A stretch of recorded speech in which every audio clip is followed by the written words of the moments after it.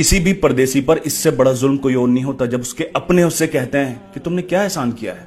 अगर तुमने परदेश में रहकर मेहनतें की हैं तो हमने भी तो यहां रहकर मेहनतें की है ना, तो हिसाब बराबर। तुम्हारा क्या एहसान है? हाँ, बिल्कुल एहसान नहीं है, कोई एहसान नहीं किया।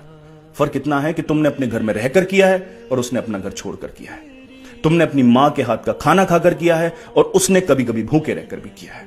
तुमने अपने बच्चों के साथ खेलकर किया है और उसने अपने बच्चों को छोड़कर किया है। तुमने अपनों की खुशियों के साथ जीकर किया है और उसने अपनों की मैयत तक छोड़कर किया है। कोई भी एहसान नहीं किया, बस तुमने अपनी जिंदगी जीकर किया है और उसने अपना एक एक दिन बेचकर किया है। कोई परदेसी कभी ये नहीं चाहता कि कोई उसका अपना उसके एहसानों के आगे झुक जाए। बस वो इतना सा एहसास चाहता है कि जो सांसें, जो जिंदगी, जो हर एक दिन उसने वहां गिन गिन कर काटा है, जो अपनी जिंदगी का हिस्सा उसने वहां बेच दिया अपनों के लिए, उसका वो थोड़ा सा एहसास कर ले। सब कुछ इकट्ठा करके उसके मुंह पे मार के ये ना कहें कि तुमने हमारे लिए किया ही क्या है।